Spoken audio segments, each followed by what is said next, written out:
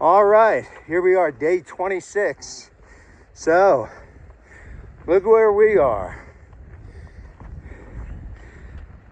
If you know, you know. We're at Carver's Gap. So, to fill you in what happened yesterday. So, we got up Roan, climbed down Roan. When we got to the Carver's Gap, the parking lot there was a gentleman with his wife, older gentleman, who had driven up to Carver's Gap to see if the trail was open, because he was looking at bringing some youth up from the church next weekend to hike. So we got talking to him, and he offered us a ride into Roan Mountain to the station, which we gladly accepted.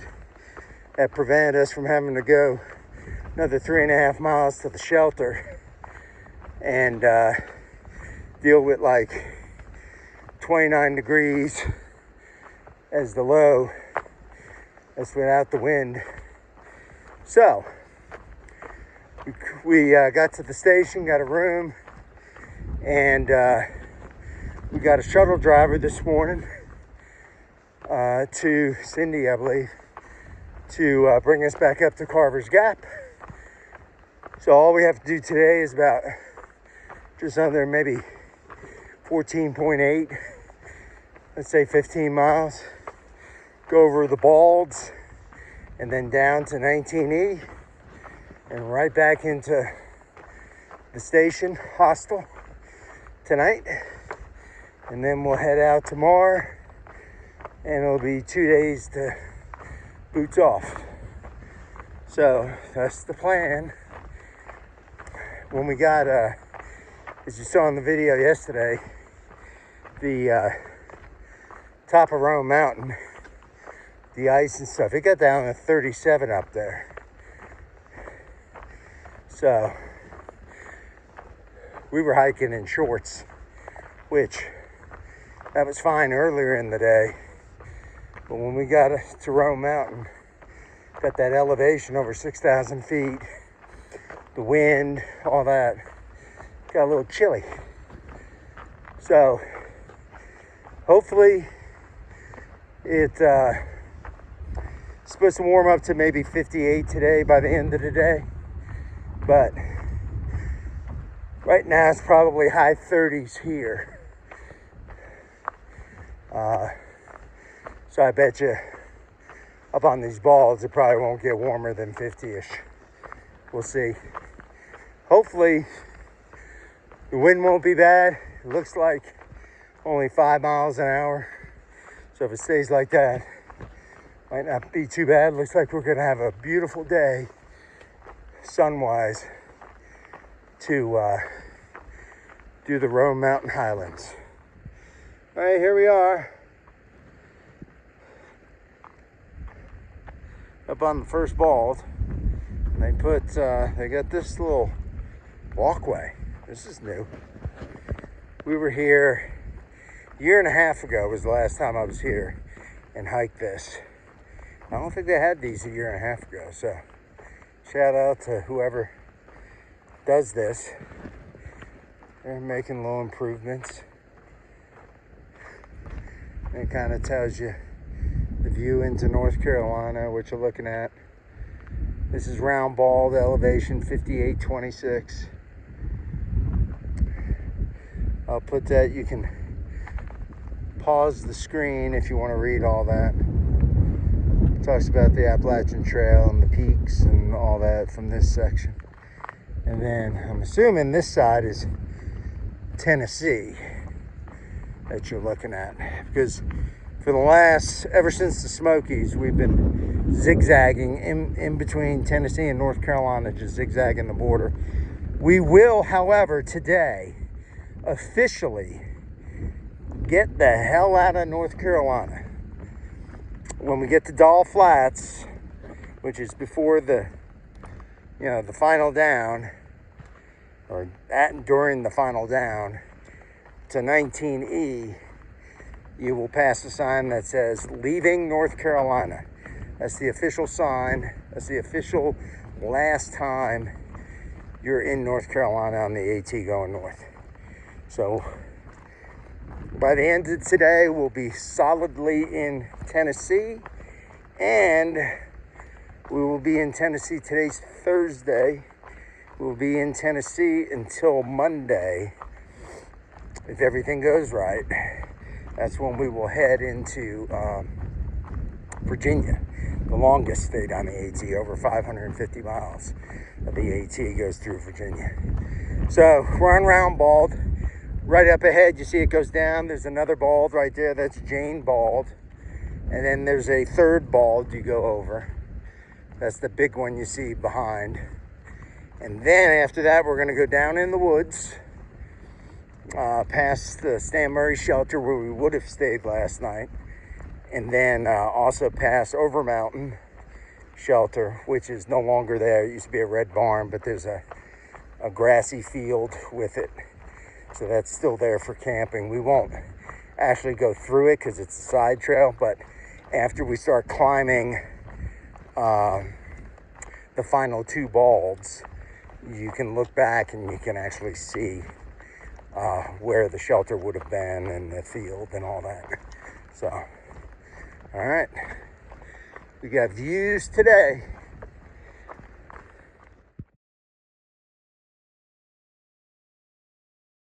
All right, here we are. We did those three little balds, and we're heading down into the woods. We'll go down and past the shelter and all that stuff. Come back up and then do hump and little hump, or little hump and hump. I can never remember which is first. So while I'm doing that, I'm gonna talk for a second about I guess my Scoutmaster deep thoughts for the day. So as I mentioned, I think in other videos, we have a July 3rd drop dead date to be done. So that's from when we started. This is 124 days. So we've taken that 1-0. But our plan is not to take any zeros, if at all possible, because unless we just, any zero we take, we kind of have to make up those miles. Because as it is, we got to average like 18 miles a day for the rest of the trip. And, right now we're close, we're starting to do consistent like 18 average for the last week or so. And here in a couple weeks, 3 weeks or so, we'll be cranking more than that, because you get to some, number one, what I consider more hikeable sections. You can do a lot of miles, days are longer, your body's, kind of ready for it. So we'll want to bank miles in the mid-Atlantic states so that when we get to the whites in Maine, when we drop off some, which we will because they're tougher, we'll be able to do that. So our philosophy is this with zeros. Zeros, it's good to get rest, and you need to get rest. You can't just push big miles and never get rest. So that's why we're using the hostel / slack pack options instead of zeros. So instead of taking a day off and just sitting at a hostel twiddling your thumbs, which is what you do most of the day. I mean, you don't sleep too much extra. You just kind of sit there and eat and just stare at each other. Maybe you run a few little chores, but that doesn't take all day. And especially if it's a sunny day, you're kind of wasting a good day. If you're going to take a zero, take it on a bad weather day, so at least you're not subjecting yourself to the weather. That's kind of my philosophy. You don't want to take zeros on sunny days when you could be getting miles. So what we're going to do is, we're trying to carry less food. Like, not do 4-day food carries. Try to do 2-day food carries. So that saves us on weight. Keeps our pack lighter. The lighter your pack is, the less wear and tear on your body and your joints. So that's one way to kind of give yourself a break, or a little bit of a break, without taking a zero, is just carry a lighter pack. Don't carry a bunch of crap, and try to do food resupplies like more often, so you're not having to carry in much food, which weighs. Same thing with water.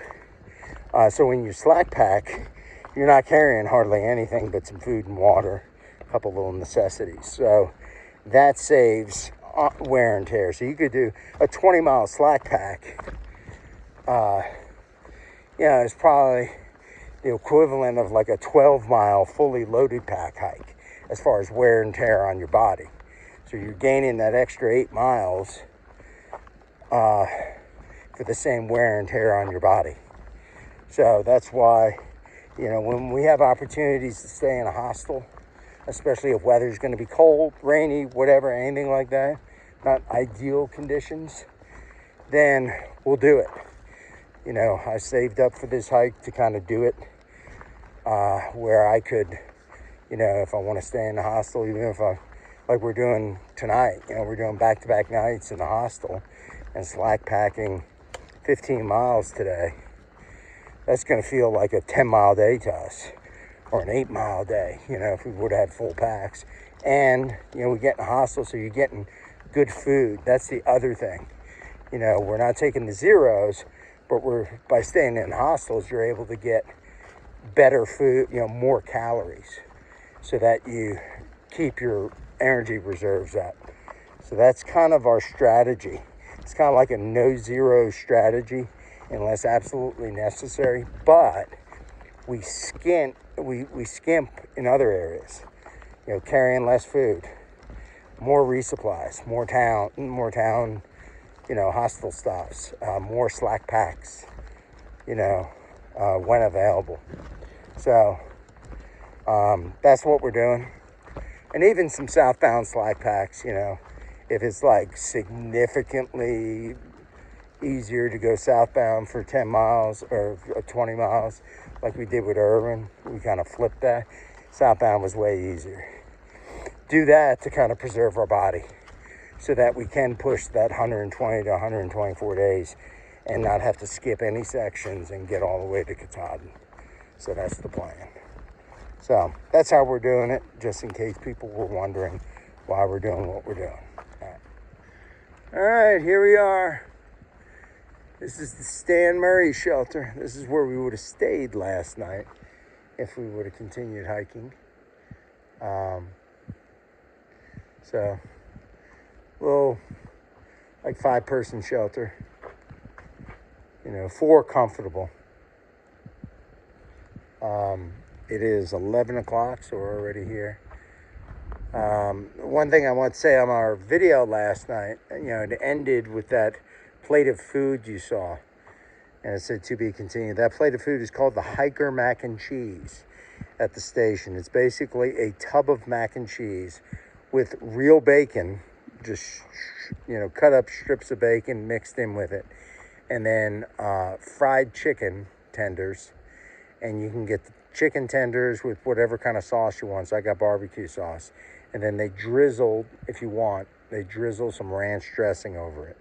It was fabulous. I think I'm going to get it tonight too. So that's what that was, just to let you know. All right, so here we are. We're just going to take a quick snack break, and then we'll continue hiking. All right, here we are at Yellow Mountain Gap. That's the little side trail you take to get to the Over Mountain shelter. And this is the Over Mountain trail or whatever. I've taken that, ended up in some dude's backyard with a 3-legged dog last time. I'm not taking that again.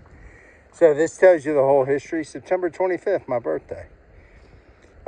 It basically talks about militias from Virginia, North Carolina, what is now Tennessee, joined forces to resist the British. So this was a Revolutionary War spot. They rode up to this mountain as weather turned bitter. Through the gap they trudged through the snow, shoe mouth deep, they say. They defeated the British-led Loyalists in a bloody battle, one significant battle of the Revolutionary War.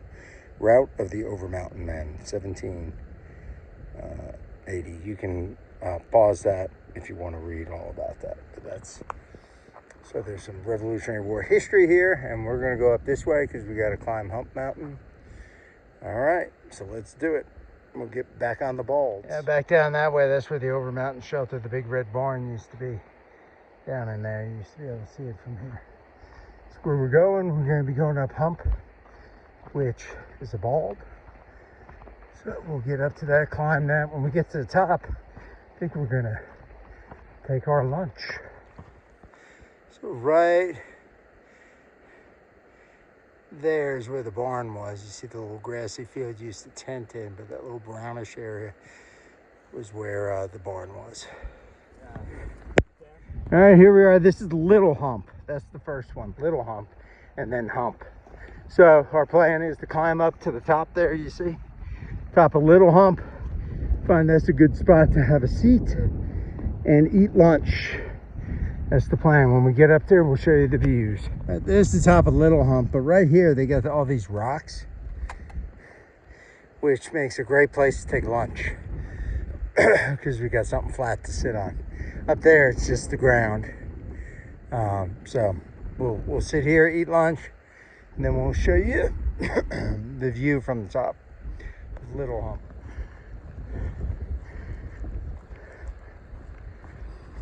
Here we are on top of Little Hump, heading down. Then we gotta go right over Hump there, and then pretty much from there it's down all the way to Highway 19E and the hostel. All right, there's Hump Mountain. That's what we gotta climb. That's our last climb for the day, but it's a nice little climb. I don't want to say little, but that's what we got. Got to get up and over that.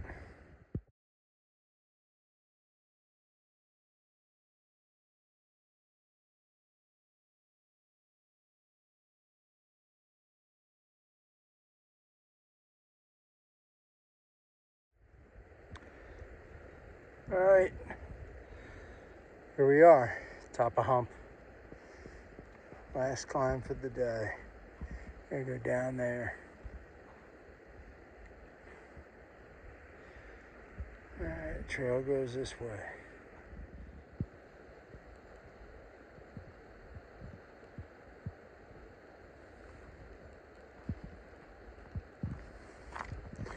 All right, here we are. We'll be coming up on Doll Flats and getting ready to leave North Carolina for the final time. There's also things about the damage and all that stuff.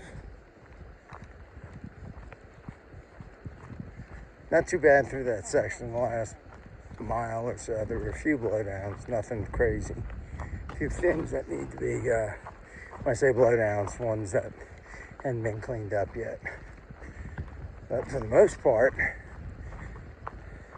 today's been pretty blowdown free as far as being on trail.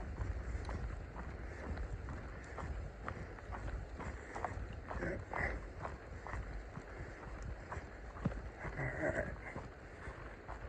Almost to the leaving North Carolina sign. That's up ahead a ways. So we'll record that when we get to it. Here we go. There's a little camping area in there.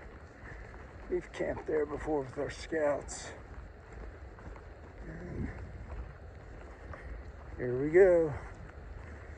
Leaving North Carolina. We're now only in Tennessee.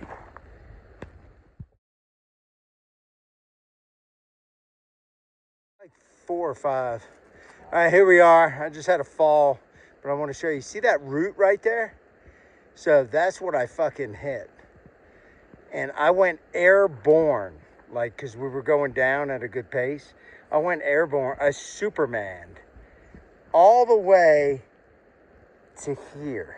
Like, to give you perspective, here to where Andrew is, where Chill Guy is. See where my pole? That's where the front of my body landed. That is, what would you say, 12 feet? Something like that. yeah, I flew about 12 feet in the air and landed flat. The leggings, with all the dust, took a little beating, but you know, nothing's hurt except my my smart wolves, my base layer. That was it. Other than that, but oh yeah, I mean, that was like, it was almost like I was running and just dove 12 feet ahead onto the freaking ground, and the side of, I probably got some cuts on the side of my knee there because I think it hit like one of those freaking tree stumps that's sticking out. That's why I cut the thing, but I'm fine. I can walk normal. Nothing hurts. Didn't even get the wind knocked out of me. I think that's fall number 5. It's either 4 or 5. I can't remember. I have to look in my journal. I got it written down. But it's been like over a week since I fell. So that's pretty good. Last time I fell, I think, was going through that blowdown in the last day of the Smokies. So that's been a week ago yesterday. So we've hiked like 120 miles since with no falls. So that's pretty good. Yeah. But yeah, those roots, they just catch your foot. When you got momentum going, there's no stopping it. Except the only thing that stops you is the freaking ground. That's that whole, what's that called, chill guy? Inertia. Objects in motion tend to stay in motion. Well, my ass stayed in motion for about 15 feet in the air. Yeah. Too bad chill guy wasn't filming behind me. What would you give that dive? A 9.2? Something like that. That was a pretty good one. Yeah. All right. Well, let's get the hell down this mountain. It's a couple miles or so, and then we'll be at the road and be at the station. I think I'm going to drink a couple beers tonight for that one. All right, later. All right, so here we are. There's chill guy chilling. There's all my gear spread out on the bed. This was our little place at the station. So we finished the hike today, walked back, and had dinner and all that good stuff. We're finishing washing our clothes now. So that's the end of day 26. It was like 14, 15 miles, something like that. We're at mile 395, I think. So we'll head out tomorrow. We're going to do 10 miles tomorrow and then 20 the next to get us into Boots Off Hostel. So 30 miles over the next 2 days. So that's what we're doing. It's the end of night or day 26. And yeah, I'm good from the fall. I think the only thing I got was like a little scratch on my leg. Nothing, no big deal. No lasting scars or broken bones. So we're good. After I Superman 15 feet. So, all right. So good night, everyone. See you tomorrow.